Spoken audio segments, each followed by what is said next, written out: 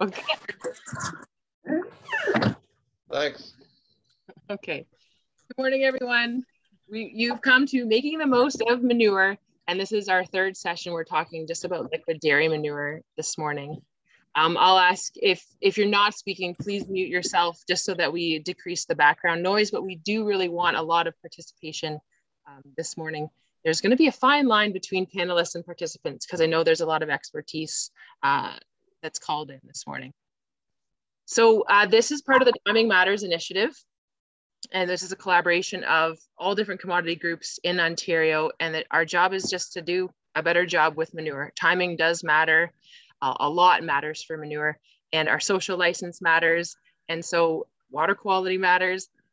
So it's led by Farm and Food Care, and OPACA is joining just to facilitate these sessions. And OPACA is the Ontario Professional Agri-Contractors Association.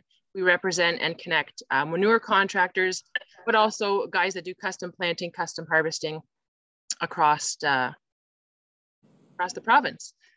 So this morning we've got in the hot seat, Ross Tubis from Lewith & Sons, Simon Signer from Sigview Farms, Karen Davis from CropQuest, Larry Berenger from Pumped Environmental, Jake Renault, JT Custom, and Christine Brown from OMAFRA. So I'm just gonna let them quick introduce themselves because that didn't do them justice. Chris, can you start with a quick intro? So Christine Brown, I'm a field crop sustainability specialist with OMAFRA, but really just working mostly with manure management in maximizing nutrients for crops and then trying to minimize losses. Very brief, thank you. Karen Davis. There we go. Can you hear me now? Yep. Karen Davis. I work with CropQuest Inc. doing nutrient management strategies and plans. I live in Eastern Ontario in Leeds County. I have a dairy background as well as a sheep farm in Leeds. Yeah. Nice. Thanks. Ross? Ross Tubis. I'm herdsman and crop manager for Joe Lewith & Sons in Ancaster, Ontario. They are milking 450 Holsteins on sand bedding. We'll talk about sand. I'm sure everyone wants to. Jake. I'm Jake Renault. I am partner in GT Custom Work. We spread liquid manure in Eastern Ontario, all through Quebec border up to almost Ottawa. Nice. And Larry.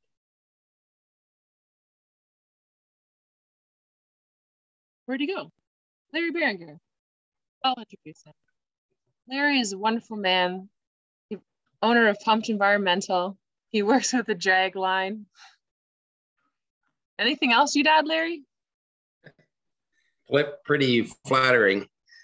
So I'm starting my 26th year as a custom applicator. We first started out with high trajectory irrigation nozzle gun. The year 2000, we switched to drag hose. I do a little bit of tanker work, but I have very little tanker experience. Most of the work we do is with drag hose, and we pump. Our record so far is a 4-kilometer distance between the manure storage in the field where we're spreading. A lot of our work is going back old school, between 1.5 and 2 miles away from the storage tank. Thanks, Larry. And Simon. Simon Signer in Wellington County, milking 55 cows down the road from Mel, just trying to keep her happy. It's his arm to be here. No, they've just built a new barn and have an aeration system, and so we're gonna hear from Simon on that. I'm curious about the rest of you though. A few unfamiliar names, so I'd love if you could type in the chat or just unmute yourself quick and just give a quick introduction to who else is here. I was talking with Alex earlier. He's from Leeds. Got Adrian Gunsberger here is another OPACA member. that's spread solid manure. So you'll hear him tonight if you come back. Herman, what about you? Can you guys hear me? Yep. Yes, okay. My name is Herman de Haan. We got a 150 cow dairy farm in Dunville, Ontario, in Haldimand County, and we're on sand bedding. Oh. Does that do it? Okay. Perfect, thanks. Who else? I see Carol Ann. That can't be your real name. Yeah, that's Roger Wickerink. Carol Ann's my daughter. I'm on her computer. So we dairy farm in Norwich, milk 60 cows, sand bedding. Excellent. Beautiful. And Janet, also down the road in Fergus, milking 120 cows with a liquid flush barn. Anyone else? And this is going to be interactive, so please like type in your questions or interrupt us or raise your digital hand anytime throughout the conversation. We're here to just learn how much your manure is worth and what you could do with a good job, let's say. So we're going to start with, I love this slide. If you looked at a typical manure pit full, right, with 1.2 million gallons, that's $78,000 worth of nutrients in there. But did I hear an audible wow? Yes, thank you. What we're going to look at, okay, how did you get those numbers, Chris? And I'd love to hear from Karen too. It really depends on what type of storage you have. And I'd love to hear from you guys with barns, what kind of decision making went into the storage that you have. So Chris, do you want to start by just breaking down, what are we looking at in this slide? Yeah, so we were trying to, we always in our presentations talk about value of manure per 1,000 gallons or per ton. And we thought, okay, what's a different way to look at the value of the manure? So we thought, let's look at the full storage. And if I'd had enough time, I would have converted all this to urea, phosphorus, and so MAP and 0060, but I forgot. And so I ran out of time. But anyway, so what we did is using the AgriSuite, I thought, okay, let's look at what value of manure is in a storage. And then we got looking at some of the tools in the AgriSuite manure storage and sizing tool, and thought, okay, we could try different things just to see what difference in management. So this is an apples to apples comparison, looking at 115 cows and a manure storage that was set up for a year. So for the goal was 365 days. And so in looking at the average numbers that you get, and so like I said, this is just an apples to apples comparison, you get an idea of the approximate amount of manure and the amount of water that's in that storage. And one of the things that we're looking at is it costs an awful lot to spread water. If you're looking at $1.50 a gallon for spreading manure, if you've got 3% dry matter, then that's 97% water. That's a lot of water that you're taking to the field in the lifetime of that storage. And so I thought, okay, I have no idea how much covering a storage costs, but that doesn't matter because we're going to see what would you save if you don't have to spread that water. So I did a second scenario with everything the same except covered. And suddenly instead of 365 days, we've got 465 days almost, where we've just taken the water out. And so by not spreading that water, we basically save over $4,000 at $1.50 a gallon, but we also concentrate the nutrients more. So when we're taking those loads to the field, we've got less loads that we have to take per acre potentially. So then I did one more, and I don't know how much this happens, but we just thought we'd see, because the goal here was to look at how can we take water out of the storage. And so with a covered storage where the wash water from the milk house and from the cleaning systems are handled differently, so not as part of the manure storage, then we can almost double, not quite, but 650 days almost storage where we're taking the wash water and the rainwater out, concentrating the nutrients more, 8.6%. That's a pretty average analysis for manure, for dairy manure. But we've concentrated the nutrients so that we've got a lot more value in that per 1,000 gallons.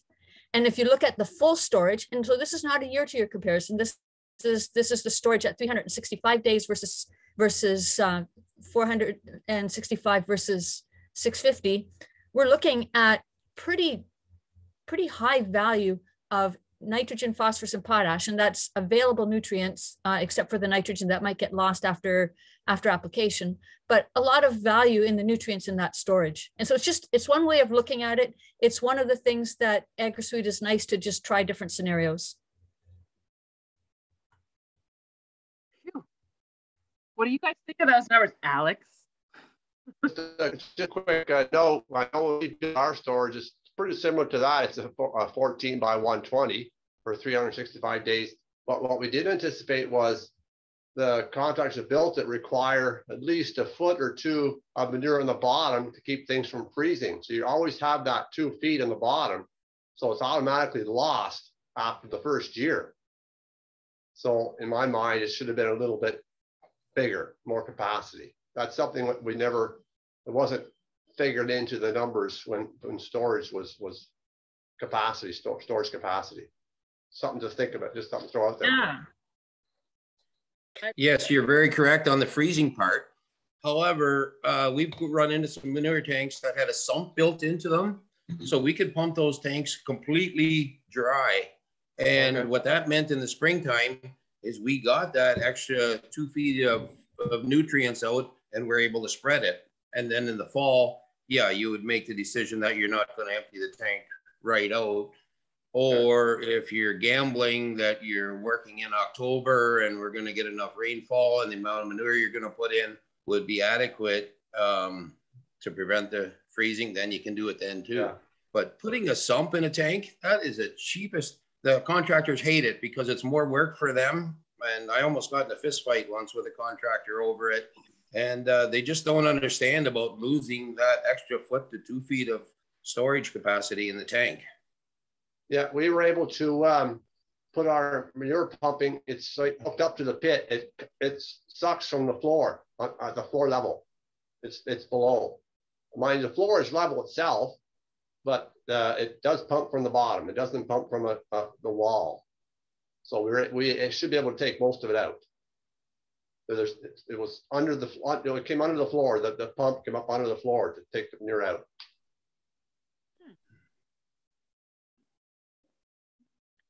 We're seeing on a sand pit, 180-foot pit, we can't get the last 16 inches out, even with a sump, because even with the crawler running all the time, it's just too thick in the bottom. So we plugged drag hose, and we did tank some last year, but we kind of ran out of field, but we had enough storage. But yeah, we're just running into it's too thick in the bottom, especially with sand. We'll complain about sand in a second, but anyone else, don't worry. We have a whole section of this conversation dedicated to bitching about sand. Does anyone else, I think Karen actually just zipped off the call. Is she still, maybe she's trying to call in because I wanted to get her perspective working as a nutrient management consultant. But for Simon, what about you? Like when you were thinking of a new barn, like what kind of factors went into the storage in the pit? We went with slats in the new barn, and one of the main reasons for that was more just simplicity of the design and less moving parts in the new barn. It was too much to do with the manure storage aspect of it itself, but that was a consideration too, the fact that it is covered. We don't have the water going into it, extra water, and yeah, mainly just the simplicity of it is why we went that route. Mm-hmm. Ross, what about the barn you work in? So we have 2 pits that were built with the original barn. So a 12 by 100 and a 14 by 150. And with the extra cows that they're milking now and a couple of additions, they're open pits. So we only end up with like 4.5 to 5 months of storage. And we just recently built a 14 million liter pit down the road as an off-site storage, and it is open also. covering sand, like pits that will receive sand bedded manure, is, unless you have an amazing crawler and you can live with 2 feet of sand that might end up being 3 feet and then 4 feet. It's just not an option really to cover that. So we just said, I got a truck, Cody. We just, we pump out what we can, then dig out the rest in the fall, and accept the fact that we're going to have 3 feet of water there. Yeah. I see Karen's back. You missed the whole conversation, Karen. If you're there, I'd love to hear your perspective, like as a consultant with some of your clients. How do you advise for the size of the pit? Yeah, sorry, my internet crashed on me. No need to apologize. Everyone here has experienced it at some point. So typically, I definitely push for bigger is better. Like I really encourage to go with that minimum 365. And looking at Christine's numbers that you had published there with the different sizes, the nutrient concentration, depending on if there's a roof on it, covering on it or not, those things all play into it. So when I'm going out to do a strategy, I like to have the discussion of what do you want to do? What are you hoping to accomplish? And really, it comes up to your budget and it comes up to your management of how you do things. But if you can put a cover on it, obviously, those numbers show that it's worth it, but maybe monetarily wise, it's not for you. You can't afford to. So yeah, we just encourage more is better. I do a lot of discussion of how do you manage your nutrients now and how do you plan to do it in the future, kind of give recommendations of this is maybe practices that you're not currently doing that may benefit you, and then discuss the sizing based off of those management decisions. Yeah. And really it's a personal preference. I mean, I can encourage people to put a pit in that's a certain size, but it's obviously up to them and what they want to do and can afford to do. But yeah, I think in this case, especially for this discussion today about timing matters, the bigger you can make it, the more options you have, right? Yeah. 100%. Anything else on pits? Anyone have any really, really big one that you want to talk about? Or I want to move into Ross shared 2 separate manure analysis that were taken within a few hours of each other. Do you want to talk to us about what this means, Ross? Yeah, so these analysis, the second sample, number 2, is the liquid that we have pumped off the top of the pit. And then it's a fairly aggressive manure pump agitation system. And we usually start agitating 4 or 5 hours before we actually start pumping out. So we get some of that sand and dry matter stirred up, or I guess manure solid stirred up to go out with the tankers. It's just cheaper and easier to take it out as a liquid than to leave the 3 or 4 or 5 feet of sand in the bottom of the pit to have to dig out in the fall. So that's all the liquid. Number 1 sample is what we actually dig out. So that's the custom operator takes it down to where they do an amazing job getting the liquid out. Like there's not really much liquid left when they start digging. And then there'll be, as of late, there's about 4 feet left in the bottom of the pit. So that's a good day and a half of solid hauling with the solid spreaders. We noticed that with the more aggressive agitation unit, we end up with a richer, and it makes sense, like a richer liquid manure that we're spreading, and the solid the solid manure comes out as a kind of a drab, more or less just sand manure. Like there's not a whole lot of value to that in the most recent analysis that we've had anyway. Yeah. Oh, it's interesting. Chris or Karen, did you want to speak to this? Or Chris, we've got this other slide too, if you wanted to. Yeah, Jack Rodenberg and Harold House and I did a study on sand-bedded farms. It was a 2-year study from 2009 to 2011, where we did a lot of sampling from sand-bedded barns. And one of the things that we did was took the samples to the lab and got the sand separated. So we did a loss on ignition to find out what percentage of that manure was sand, and then plotted it. And this was just one of those aha things that you never really think about, but it was a pretty close to 1-to-1 relationship between the percent dry matter in the manure and the percent sand. So, so I guess if you're trying, there's an equation here that gives you an idea of how to figure out what amount of sand is in the manure. But the reason that we did the study is because if you've got sand-bedded manure, you can have a dry matter that says 25%, but when you take the sand out, it's quite a bit lower than that. And so the nutrient content, if you're basing it on database averages, for example, is not going to be the same.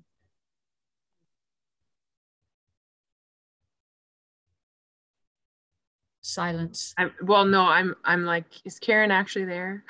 Would love to hear if you had any thoughts on that. Else, let's just talk about sand in general. I'd love to hear from, I don't know, Larry and Jake probably deal with more sand than anyone because you've got lots of customers with it. What's your experience with it? Is there any tips for managing it? Or do you charge extra? That's from a contractor's perspective. Larry, do you? Yes, we do charge more for sand bedding than what we do for non-sand bedding. One thing that we're fairly lucky that a lot of our sand customers have multiple storage tanks. So Adrian was talking about when you get down to the bottom, it gets so thick that you can't manage it and they have to stop. And some guys cringe when you talk about adding liquid from another tank into the heavy sand. But that's one thing we've done to work with it, or having a secondary water source. We won't put any labels on them. Has been useful in working with the sand. And the one thing I hear, we ran into this a few years ago where there was 5 feet of solids left in the tank, and we put water in the tank and we got that 5 feet of solids out. And at the end of the job, the farmer came to me and said, "Oh, you're so lucky. You got your bill with all that extra water that you put in." And I was furious. I didn't say it at the time. I wish I would have, but I would have said, "Yeah, we put extra water in. We got 5 feet of solids out of your tank that you get to utilize those nutrients. Like, you look at one side, but you don't look at the other." And my response to trying to keep the water out of the sand and keep it concentrated, when you deal with spray chemicals, you talk about the moisture in the spray as being a transport unit to get the nutrients when you spray them into the plant. Does the same not apply with manure, that if we start shortchanging ourselves on the liquid to make the manure easier to handle, that we're also going to shortchange ourselves on the nutrients that the plant actually uses? I have no answer for that. It's just a observation or a thought. Good thought, Larry. Chris? Yeah. Not putting you on the spot. It's like we're all leaning in. Do you have a suggestion? Sorry, I wasn't listening for a second. What was the question? I love it. Just like overly honest.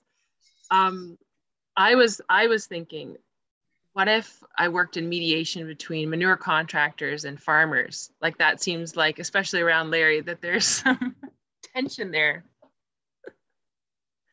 I was daydreaming a little bit, but I guess I wonder, why isn't more sand being recycled out? Because one of the things that doesn't get talked about very much is what is the impact of adding all that sand to land. and especially when it's done at high rates. And there was one of the contractors, I forget which one, that said that there were some fields where he was spreading sand at pretty high rates every year, and it was changing the characteristics of the soil, water infiltration, like it just, adding that much sand is not normal to the normal drainage of a soil. And so how are you changing some of those characteristics? And so really, is there any opportunities to recycle some of that sand out? So that's just a question. I don't know how to do it. Talking to some guys, they said the price of sand is so cheap that it doesn't pay them to try and recycle and reuse the sand in their barns. Yeah, the sand separator is an expensive machine, and over the years cost a lot to maintain. You have to have people that are willing to monitor those machines, and like there's a crazy amount of work to do with them to make sure that they're running optimally, and either you have to have qualified people for that, or you have to have a water source to clean that sand. And for this farm, like it's water is just not one of those things we have lots of. So it's like in the future, maybe we'd think about sand separation, but it's just not in the cards right now. Going back to what you're saying about spreading sand in the fields, on this farm we struggle with a lot of ash content in our alfalfa, and so we've kind of accepted that with so much sand going out onto the field, and when you're mowing and you're drying that soil out with the exposure, and your mowers stirring up that top layer, that is adding to our ash content, and it's not getting any better. Like it's a real problem on this farm.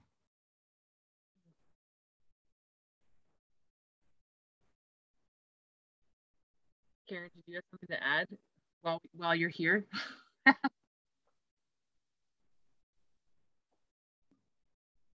No, I don't think so. Sorry, I missed. I cut out again, so I missed part of it. I know you missed what we're. Okay, try if you can try the call-in number. It's like above the mute, like beside the mute button. There will be a call-in number just for you. Like you can call in on your phone, and at least you can hear us. Gotcha. I'm gonna try that if I cut out again. Thanks. So was the I wasn't understanding the ash issue with the soils. Was sand countering that, or I didn't quite understand that. Sand is not. Sand is making the problem worse, is what we're theorizing. Okay, because we're right out of Hamilton, so land is near and dear to get a hold of. So our land base is fairly concentrated and just enough to kind of feed the cows their forages. So inevitably every acre gets solids, liquids multiple times a year, just depending on what the crop rotation is there. But sand is, the ash content is not good on this farm. It's a real problem.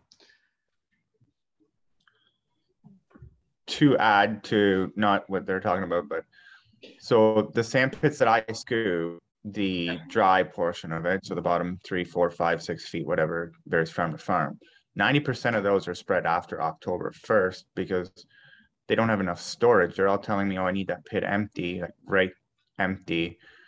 Some guys will wait till December. But the compaction aspect of that, to put 150 loads on 60, 80 acres, right? So you're doing 2, sometimes 3 loads an acre, right?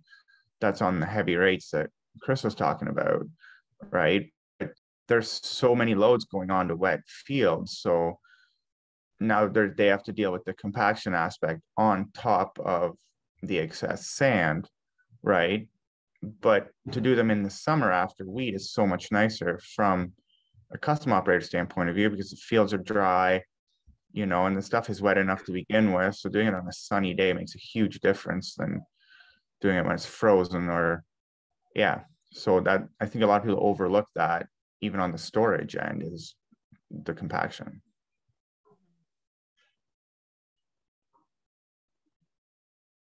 Excellent point. Thanks for helping reaffirm my decision not to go with sand with all these problems. It seems. Yeah, I know. I'm positive. sitting here with a smug look on his face.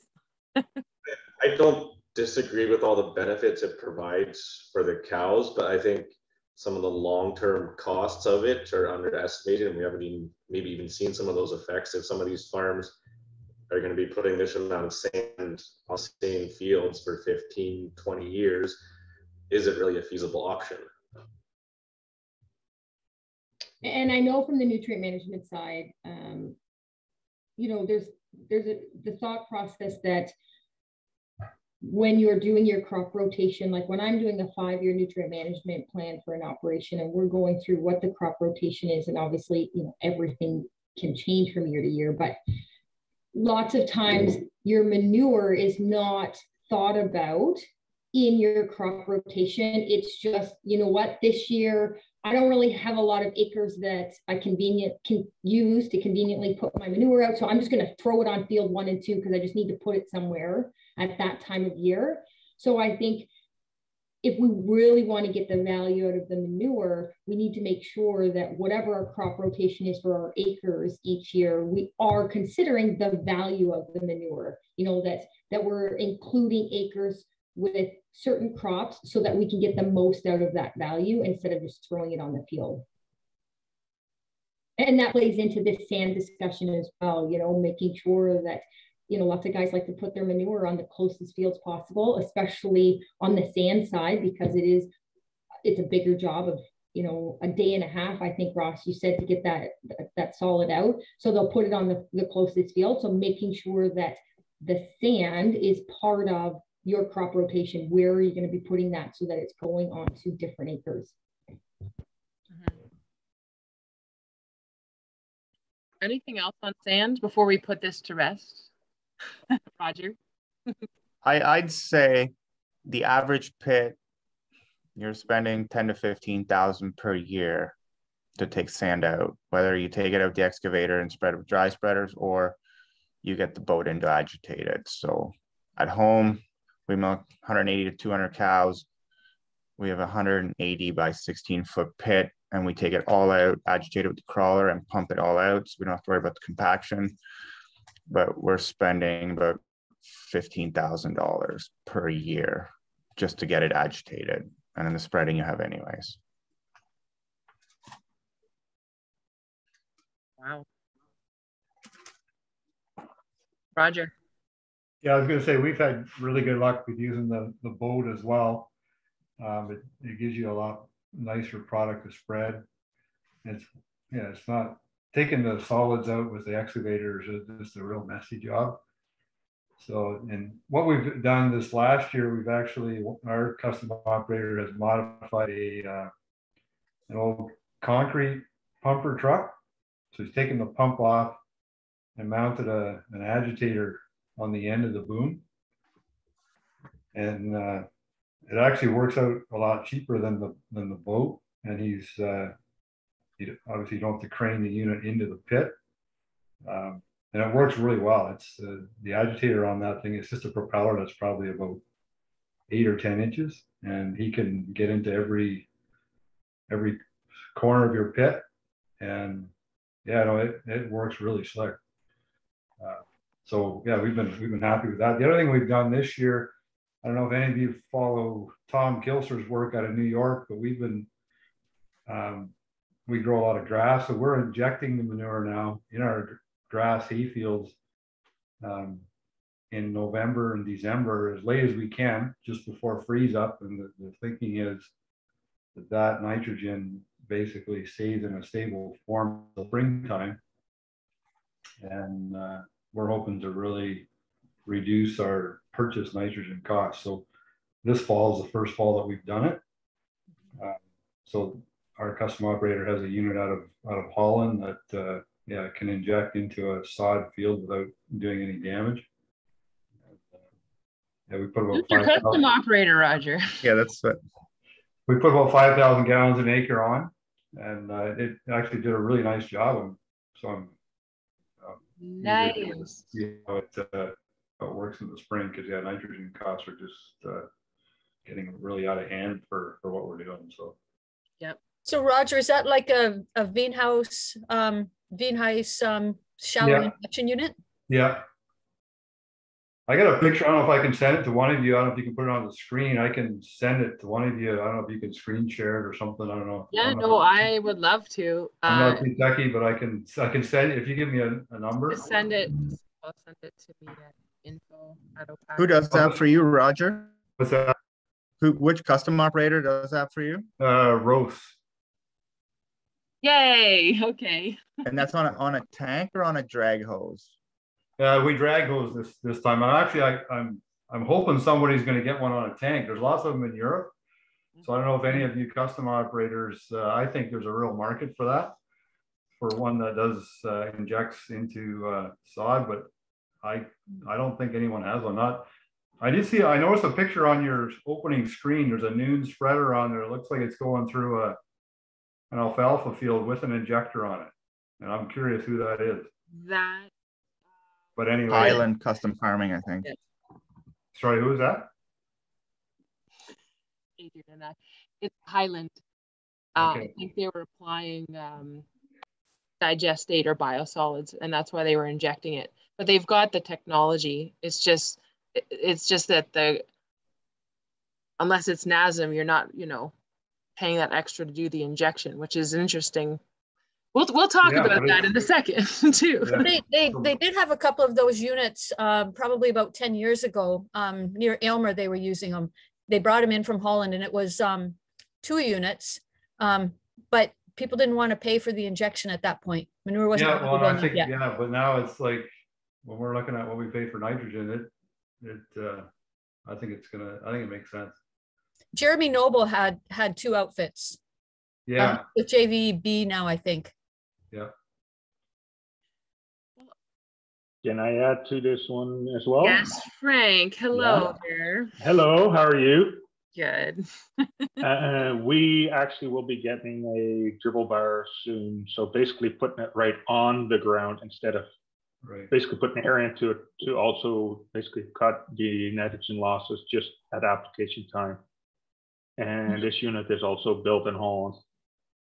Okay, yeah, the dribble bar is good, but I would prefer the injection. That's the injection in grassland is definitely better than the dribble bar in grasslands. The thing is, the dribble bar can also be used on other different crops. It's more flexible. Yeah. Yeah. Yeah. And the grassland unit with the knives on it, because it's basically a single or a double disc to open it. There is some maintenance on those units. Because I've worked with 1 or 2 of them in Holland before here, so okay, they definitely work. Don't they call them rock pickers? Do they not work in soil? That was one of the things that when we did a study on manure on forages, and we tried the airway and we tried the Veenhuis with the shallow injection, and the yield differences were great. The airway does a little bit too much damage. It goes down 4 inches, and so if it hits a crown, it does quite a bit of damage.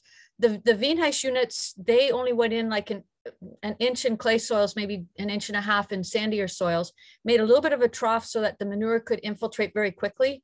It made a huge difference in yield. It didn't damage the alfalfa. Stones, not a big issue, although airway, I had to pick a lot of stones because I did not want to be responsible for a broken forage harvester. So airway is probably not the thing of choice, but those shallow injection units, they're going to have more maintenance. It takes a little bit more time and labor. You don't have the same application with as you do with the dribble bar, but definitely a nice option for forages. I've had this discussion with 3 different custom operators in the past year, and they're all telling me the same thing. It doesn't make sense to buy one because nobody's willing to pay for it, and they're just not seeing the benefits because it'll cut them back on gallons per minute. But they're not factoring in that the money you save on nitrogen, they can charge more. And I think a lot of people are not seeing that. So no one's willing to invest the money, at least the guys I talk to, because that's exactly what we're looking for on our farm with strip till and no till. Yeah. No, it's what comes first. The demand. Well, while we're talking about application, I'd love to hear from Jake and Larry or anyone else that, what are you working on? Like out in Eastern Ontario, Jake, what are you most often working on? You're putting on hay, or do you guys put it in front of corn? Or are you doing everything? We do hay, wheat, soybean, corn stalks, anything. And you're running tankers? Yeah, we're tanking. Also, like if you're injecting, right now we're spreading 60 to 70 feet spread width. If you're injecting, you're going down to 10, 20 feet. Compaction wise also has an impact.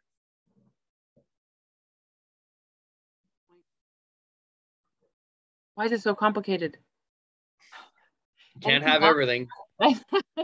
Anything else from the Eastern Front? But to add to the compaction thing on being injecting, yes, you will have basically a smaller path and it'll be a longer path, but maybe you can go then front to back of the field instead of having to start halfway again and then still making a compaction.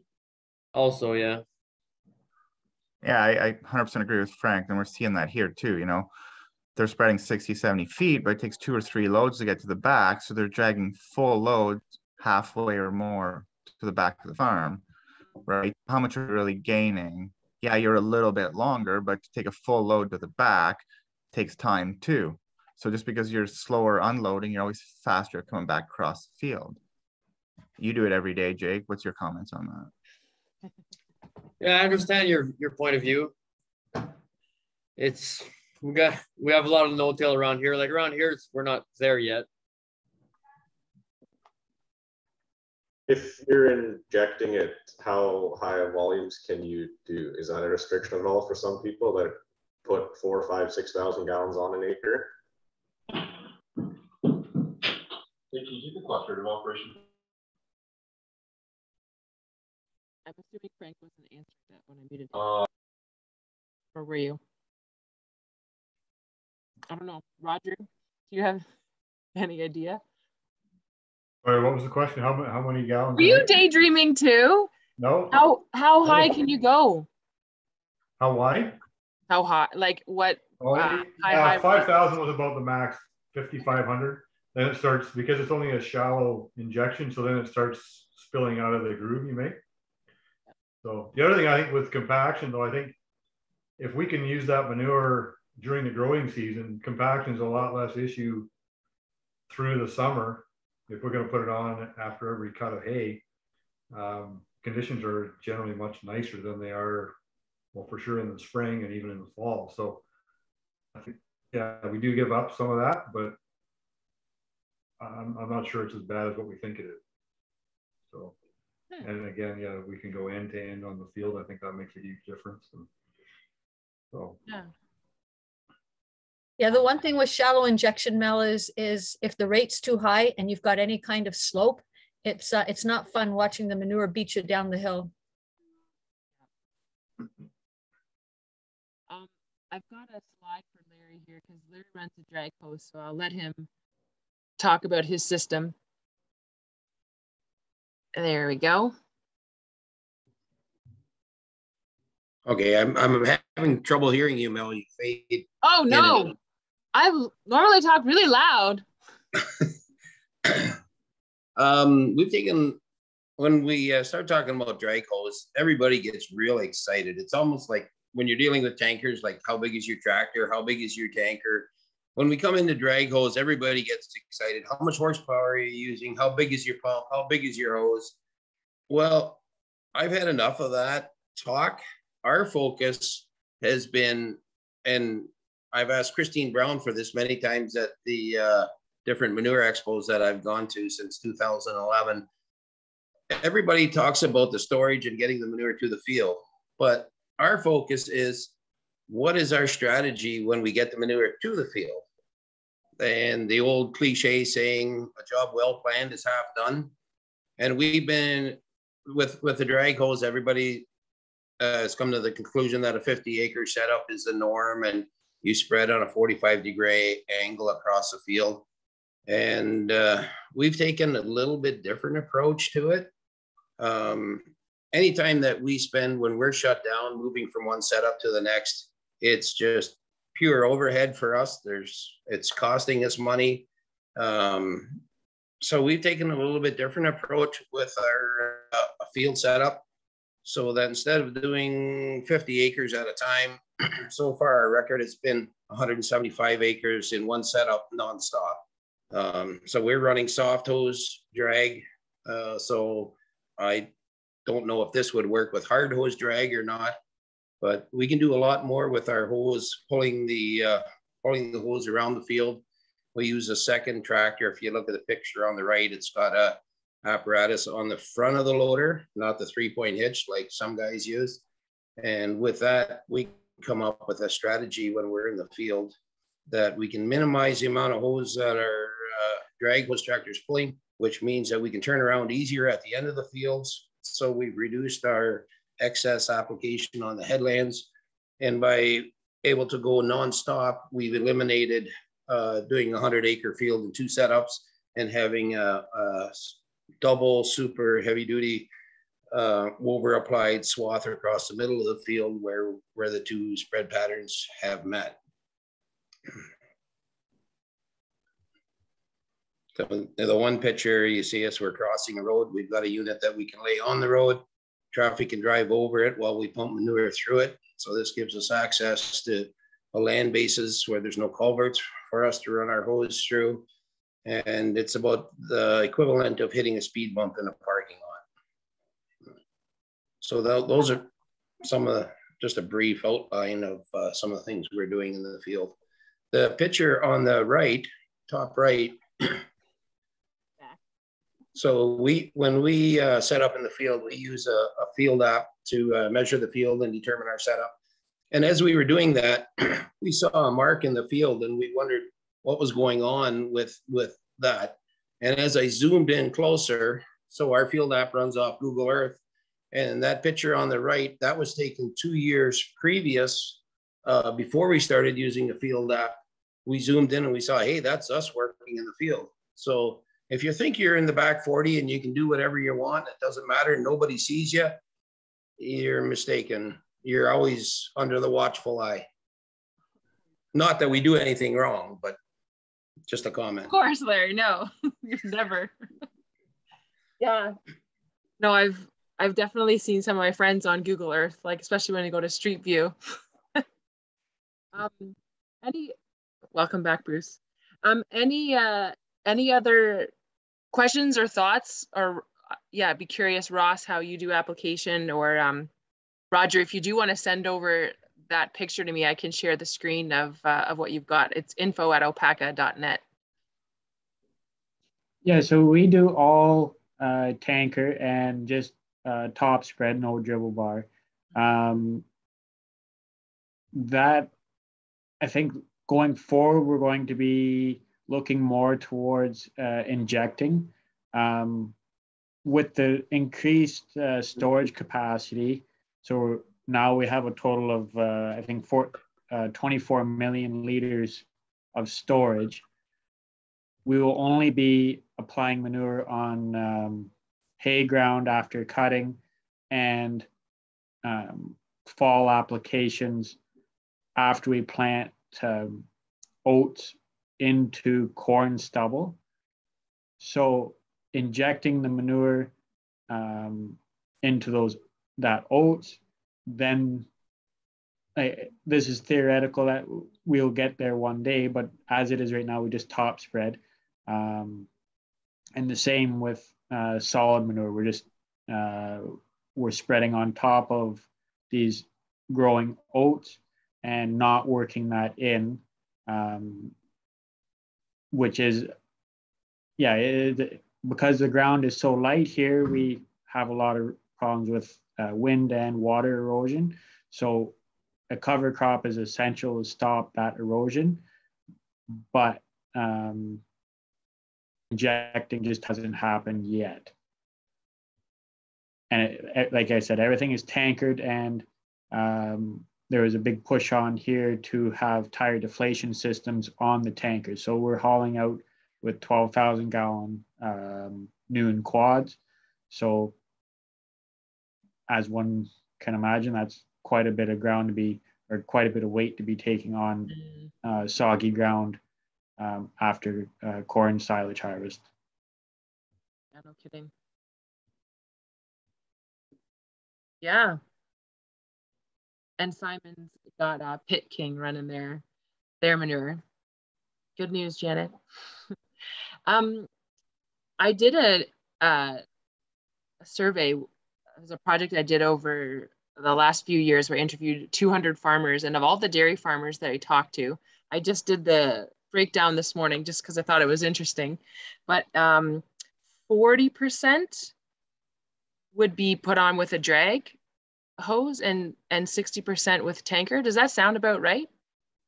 From the people that I interviewed, that's kind of what we came up with. And also that 40% is going on hay, like on a living crop on hay, and 60% is on corn. And then that would be broadcast with incorporation. And that 20% is incorporated within 1 day. And then another 73% is incorporated within 2 days. So I thought that was kind of interesting. Like, we're doing some good practices, but in terms of injection, I didn't talk to any dairy farmer in my specific regions that I was looking at that was doing injection. But I thought like that transitions into our next section, which is, okay, how you apply the manure and when you apply the manure really determines what the value is. So this is a slide that we pulled together with Chris's, with the AgriSuite's numbers. But yeah, do you want to have a chat about this, Chris or Karen or anyone else? These numbers highlighted these are not your actual end. This is what would be in the pit, and then kind of what the potential is, I would say, right, Chris? Yeah. Yeah, so the nutrients that are in the pit, that's the nitrogen, phosphorus, potash that's there. I guess if it's injected, you're going to get the closest to that value, but management really does make a difference. And the first thing I'm going to say, and I think Karen probably would say the same thing, is every farm is different, and so there are trade-offs to injecting and getting the maximum fertilizer value. And maybe when fertilizer prices are where they are now, where it's basically double from last year, it becomes a bigger factor in that trading off. But for example, if you've got to cut hay and you need good quality hay for good quality feed, manure application is not going to be the first thing on your mind. And so you're probably going to be willing to lose a little bit of nitrogen. So what we did is, again, just using apples to apples comparison, in this case, based on 5,000 gallons per acre of the average manure, so the 8.1% dry matter. If we apply that in the spring, incorporated within 24 hours, we get about 85 pounds of available nitrogen and a value of NPK of about 220. That goes down if we wait with incorporation. Is somebody willing to take that 10-pound difference? Probably. I think, and fall application. Now, fall is different. The closer we can apply it to temperatures where we've got less than 10 degrees, the microorganisms in the soil slow down. So we get slower conversion of ammonia to nitrate, and we also get slower volatilization. So the losses are a lot lower compared to, say, early October, or especially right after wheat harvest without a cover crop. So that's where those prices go. Now, one other thing that we probably need to keep in mind, and maybe we'll talk about that in a bit. I was just going to say the difference between pig manure, where you've got almost all of it as ammonium nitrogen, compared to dairy manure, where it's half ammonium, half organic nitrogen. And that makes a difference in that availability. But maybe we'll talk about that when we get to the analysis slide. Karen probably wants to make some comments here too.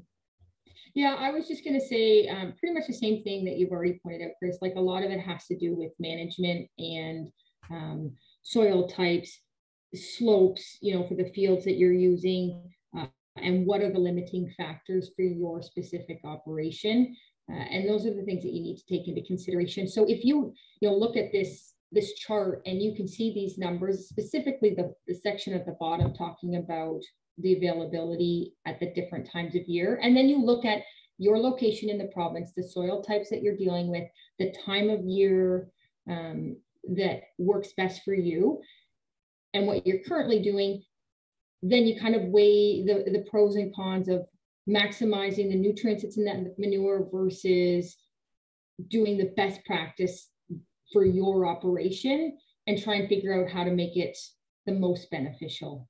It's hard for one person to do the exact same thing as someone with a totally different farm. Yeah. Just one other comment, the late summer on cover crop and incorporated within a couple days, but no cover crop. It looks like the value for nitrogen is the same. It looks like the value of the manure is the same. But what isn't calculated in that is the benefit of those nutrients to the cover crop. And most of you have heard me say this before, but cover crops is a good management practice. Manure application is a good management practice. But when you add manure to cover crops, it's like 1 + 1 = 3.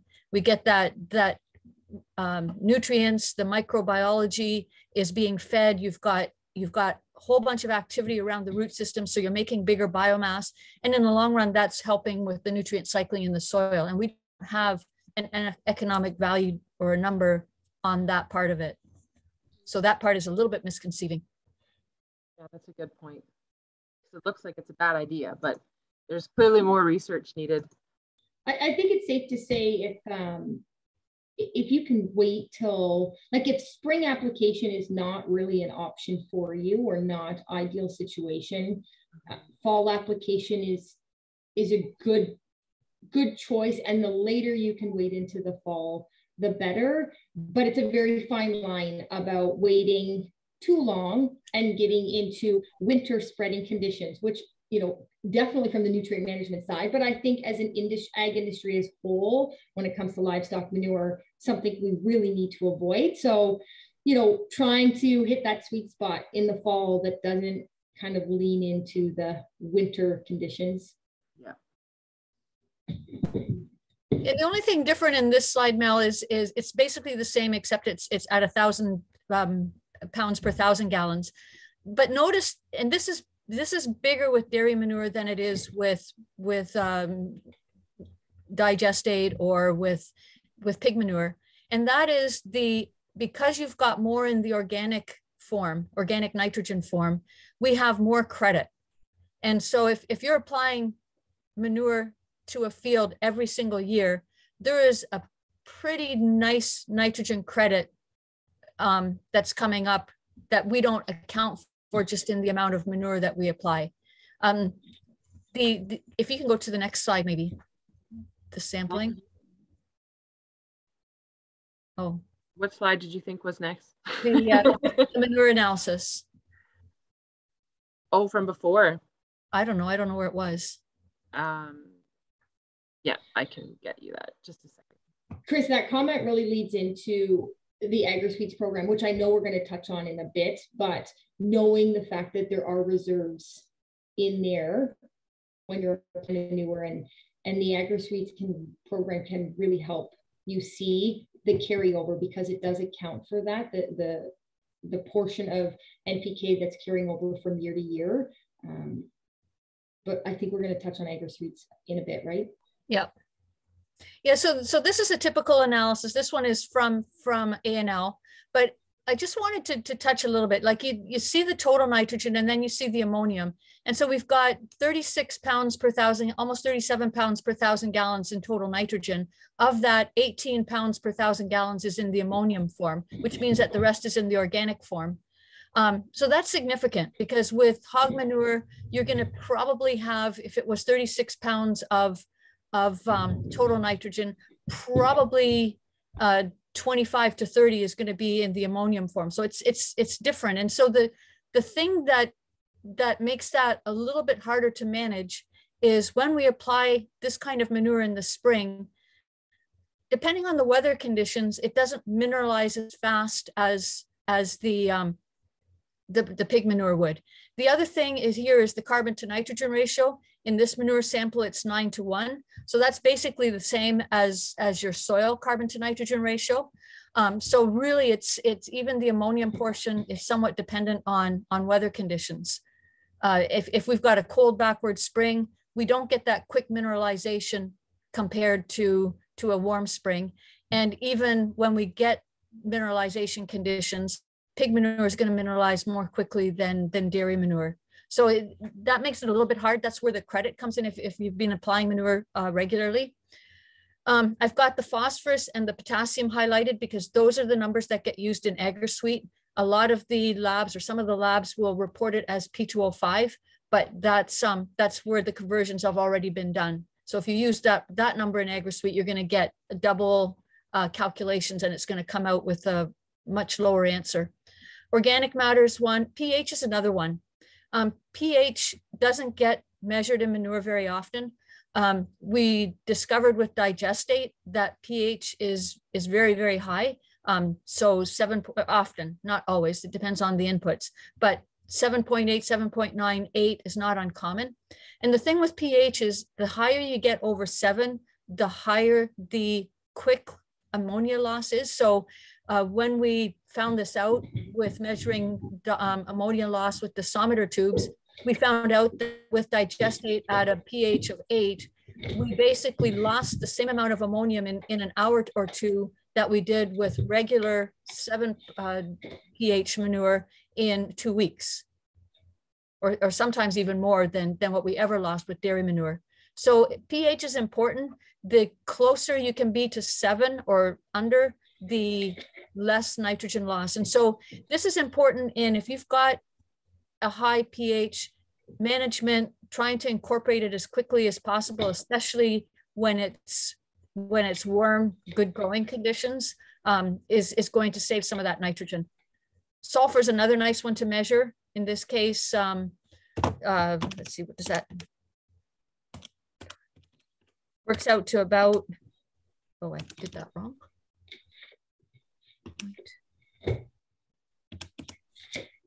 Works out to about a pound or 2 per 1,000 gallons. And so there's a bunch of micronutrients, and we value manure on available nitrogen, phosphorus, and potassium. We don't have a dollar value that we can specifically put on dairy manure or on any kind of manure, because the organic matter value is different for different people or for different operations. But it is one that's nice to know. But the micronutrients, they're part of the feed that you've paid for. They are adding value to that manure, and it's hard to get somebody to pay for it because they might not need some of those micronutrients, but they are adding to that balance in the soil. And Karen, you've probably got some comments about the micros and nutrient planning.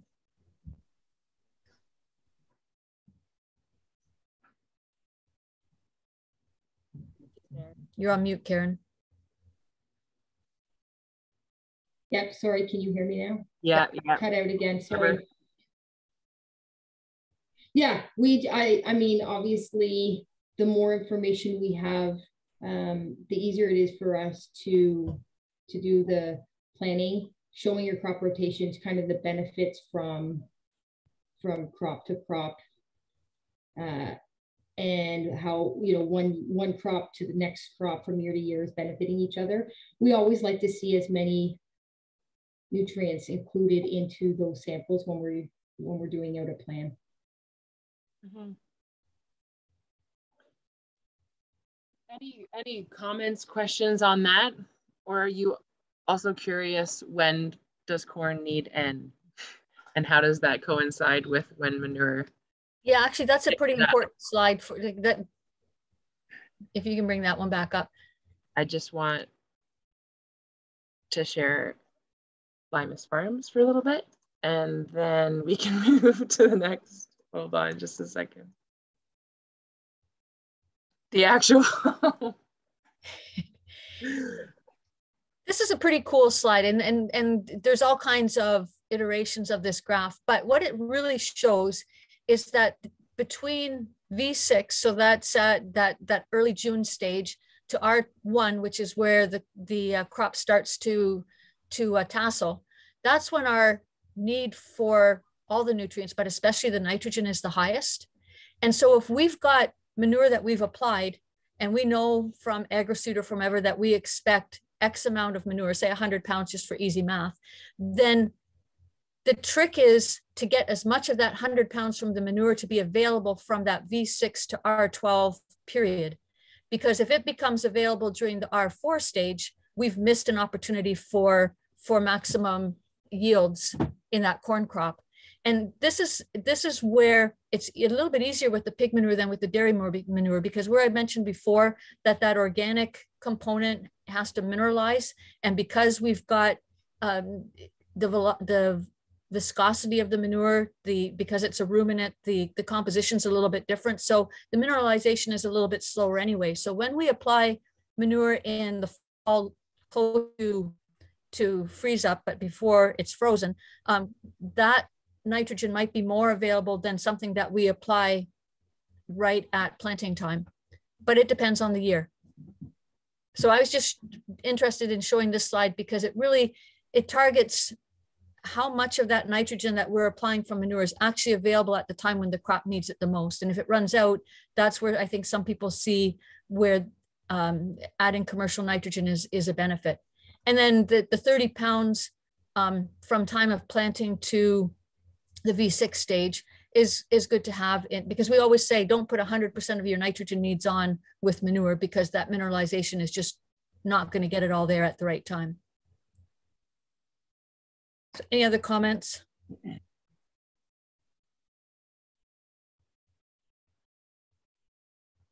Anything else?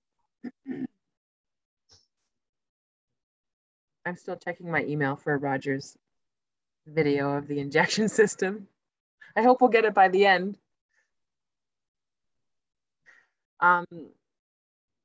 If not, then I wanted to ask Simon about, again, with the new barn installed aeration system, and that's something that we wanted to talk about last year, but didn't actually have anyone that did it.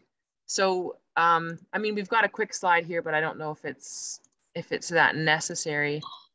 Simon, if you could talk just about the pit, how the system works, and then let's discuss the pros and cons. So yeah, the system is basically a series of pipes that's laid along the floor of the pit.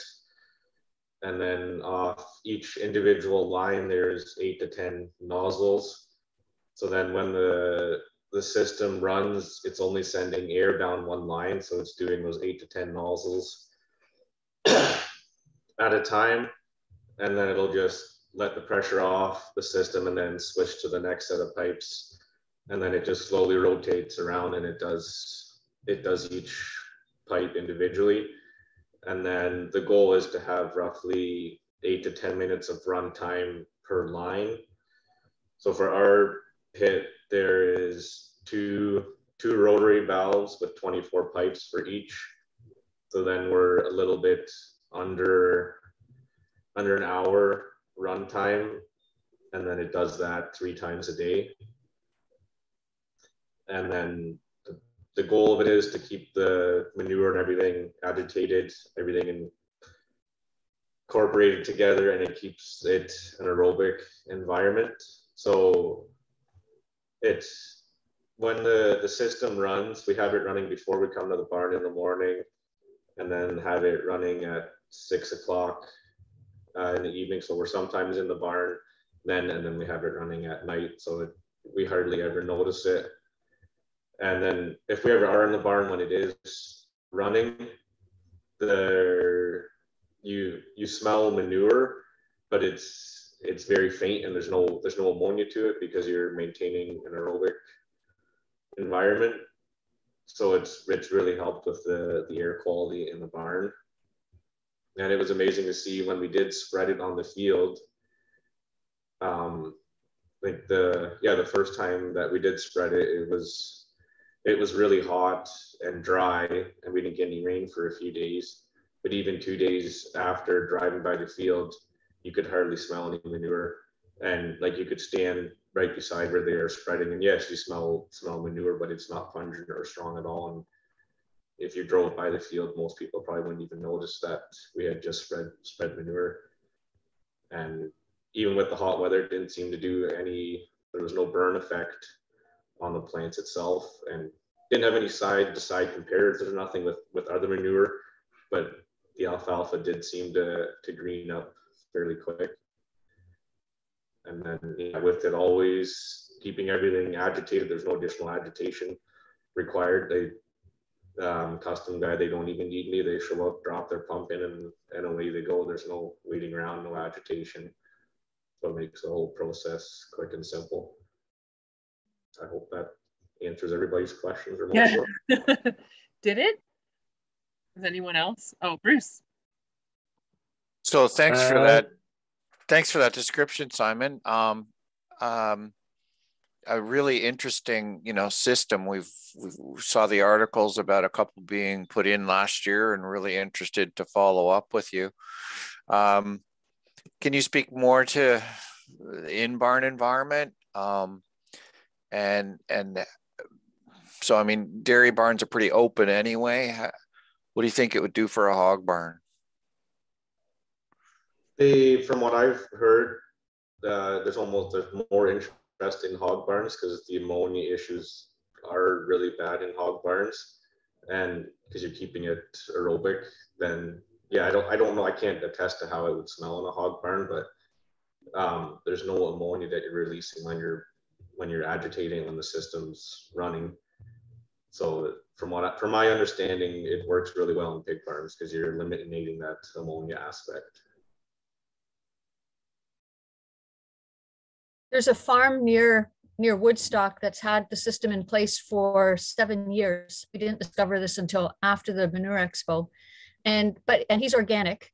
He went from a composting system to a liquid system, and so he was looking at it not so much from the consistency in not having to agitate because of the composition and the evenness, the uniformity, but he was looking at it from, I'm transitioning from compost to aeration of liquid. How can I make that liquid manure as much like compost as possible? And so his whole philosophy was, if I'm adding the air, then I'm basically supporting the microorganisms that are going to help digest that manure.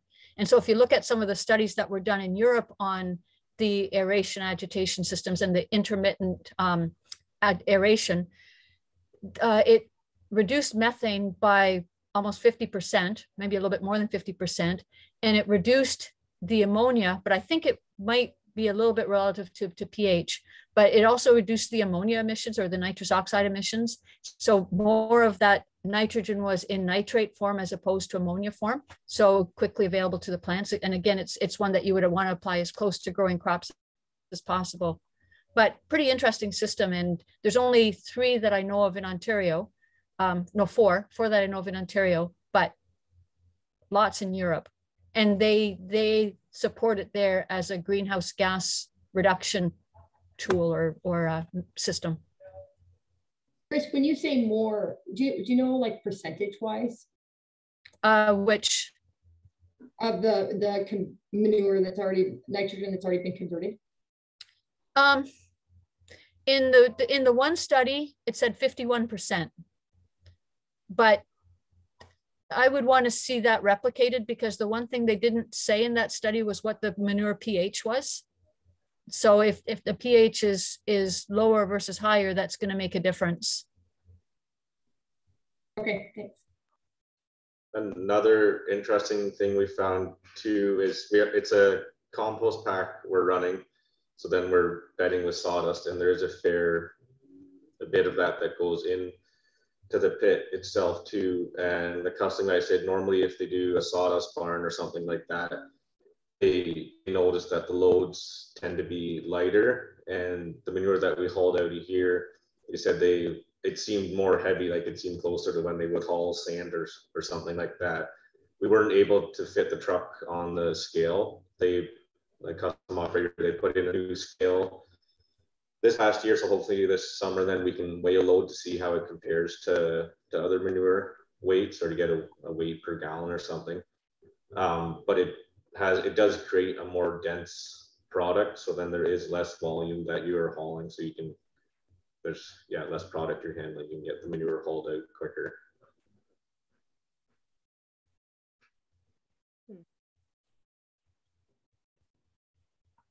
I'm seeing Ross, Stephen, Adrian having a conversation in the chat. Did you want to bring that, verbalize it, or did you find some resolution there? We were just discussing the ash content in the alfalfa. So we do spread about 5,000 gallons after each cutting, and so we make a point of spreading within 72 hours of that crop being cut, and then our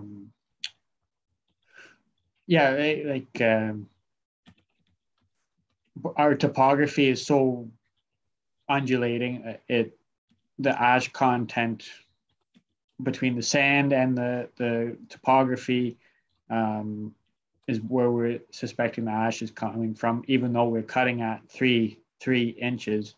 And I forget which knife variation we use, but it is the less, it works less like a vacuum as compared to the other. Like one knife is cupped, one knife is straight, and whichever one the custom operator use, it is of the lesser vacuum creation. He'll be running the straight knives, not the cupped ones, because the cup create an upwards draft. Yeah.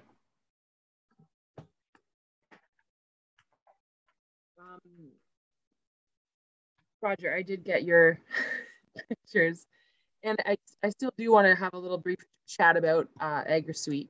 But this was, I think if you can see that, this is after the fact. This is how many, was this 5,000 gallons, Roger? Yeah. So that shows, wow. There's a video, hopefully it's still coming. Yeah, no, the video's taking its sweet time. Okay. Coming across. But there, we've also got the so that's the concrete pumper truck with the little prop on the end. So it doesn't look like much, but it does an amazing job. That's so neat. What an idea. Well, I guess Noon was doing something like that too. But yeah, if the video comes in, I'll show everyone after the call. And Chris, do you want to just briefly chat about AgriSuite? Like, all of this conversation was courtesy of AgriSuite. We're kind of putting AgriSuite in action, but if you want to actually use the tools, you would go to the website here. And Chris, if you want to just quickly talk about them.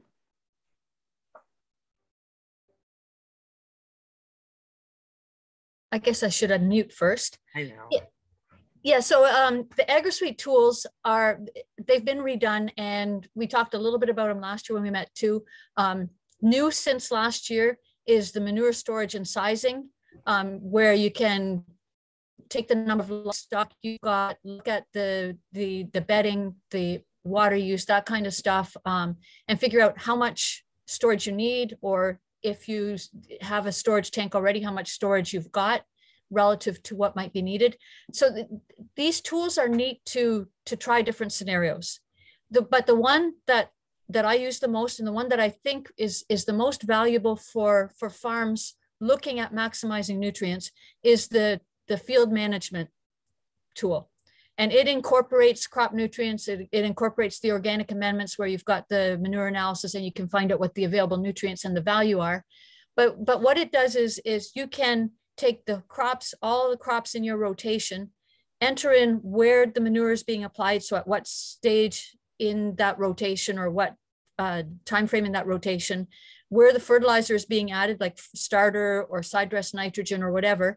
And then over that whole rotation, get an idea of how are the nutrient needs versus what's being removed. And so over that rotation, am I building and am I slowly reducing my nutrients, or am I relatively balanced? And where this has been really eye-opening for quite a few farmers that have gone through it in detail is, yeah, they're applying manure or they're applying organic amendments, but they're surprised at how they're still shorting the potash on the farm. And that's especially true in dairy farms. So this is a tool where you've got your soil test, but lots of times soil fertility levels are at that 15, 20, 25, or sometimes higher for phosphorus. And maybe in that 120 range for potash, where the soil test results are going to say you don't need a lot, but that's looking at one crop. And so when you look at that full rotation, it's really what are the needs based on fertilizer base compared to what are the needs from what's being removed over that rotation. And your perfect nutrient balance is going to be somewhere in between. And that's what this tool or these tools really help to do. And then the organic amendment tool is basically taking your manure analysis and saying, okay, based on the management, what do I expect? And it's pretty easy to compare. I can just click a button to say spring versus late fall versus summer with the cover crop, that kind of thing, to just see what is the difference. And those differences might be estimates, but at least they give you an idea of, based on research, what those values are. Now, we're not going to go through screenshots here, but I am willing, if anybody is wanting to use that tool or wanting to get a little bit more specific information, either as an individual or in small groups, I'm happy to go through and help with that. Mm-hmm. Yeah, it is quite a process to go through. But Richard, wondering if you have any specific questions that you'd want us to answer in the last few minutes.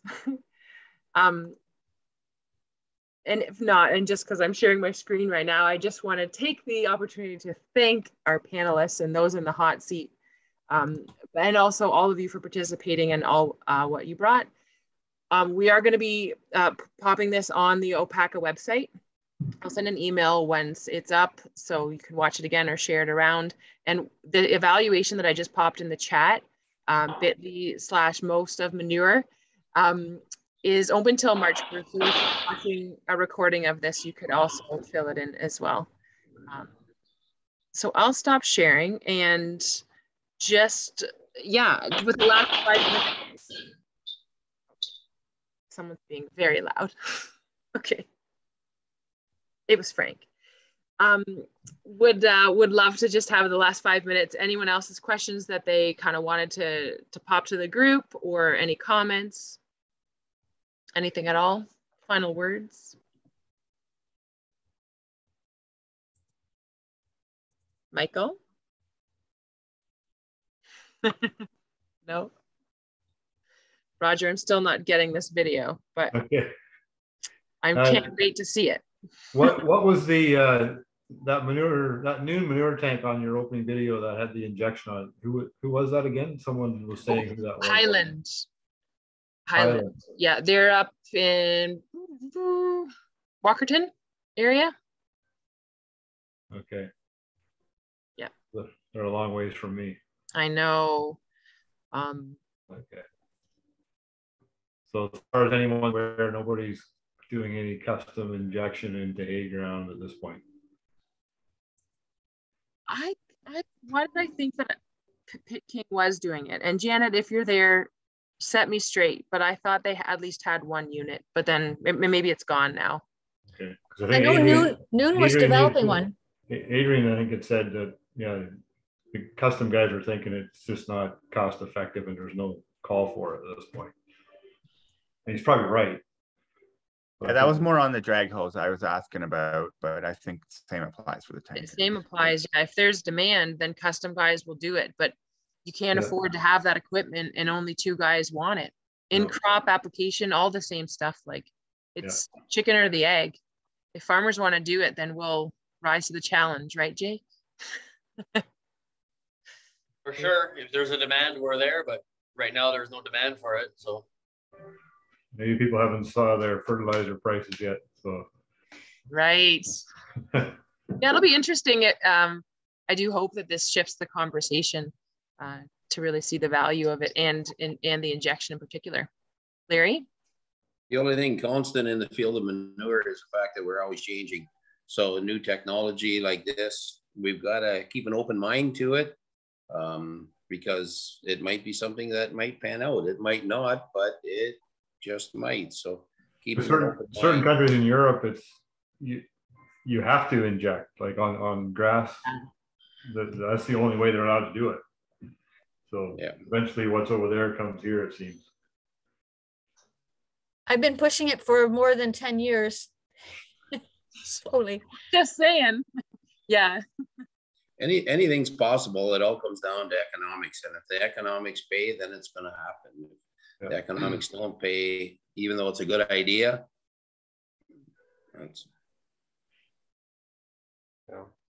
Well, with some of these government mandates coming down to be more environmentally, as far as on top of climate change, maybe there's going to be funding down the road for some of this equipment, but yeah. Speaking to some of the U.S. Both applicators and farmers, they just can't believe that we still surface apply because everything they spread is all injected. So, yeah. Is anyone running like an airway machine ahead of a surface application? On what crop? Like to do like a cover crop or pre-corn planting, or like something where you're not necessarily disturbing the soil, but you're still allowing an avenue for that manure to get into the ground. There's a couple guys near Woodstock that have the airway, and they've got it so that it's almost like strips where they're injecting the manure and then planting the crop right after. Mm-hmm. Pretty nice. And then there's some that do it in between afterwards when the corn's just coming up. So there are some that are making it work. I thought about going to an airway unit, but the problem that I had is your ground speed for spreading and your ground speed to get the maximum performance out of the airway were two different speeds. And that's why I would definitely support somebody going in with an airway first and using that and then surface applying after that, or vice versa.